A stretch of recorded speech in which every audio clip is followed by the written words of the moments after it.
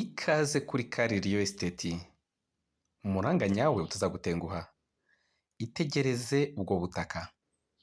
Ni ubutaka bukora ku muhanda. Imodoka irahinjira. Harimo amazu abiri. Kandi ushobora guhita winjiramo ugatura. Ubu butaka ni ubutaka bugari. Ngira ngo urabibona. Aho ngaho ni uguhita ukorotira imodoka igahita ijyamo. Aha hantu ni mu murenge wa Kigali, bahita i Rwesero.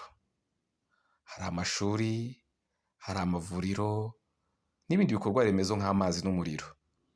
Iyo uzamutse uwo muhanda nkweretse, uhita utunguka muri Meraneza. Ako kanya ukaba uri kurya nyuma. Bivuze ngo ushobora gukorera mu mujyi wa Kigali i Nyarugenge, utaha aho ngaho. Iyo ni imari nziza yakugirira akamaro.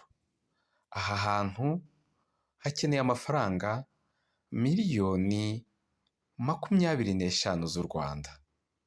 Ese waba uhakeneye? Ushobora guhamagara nimero iri muri sikirini yawe.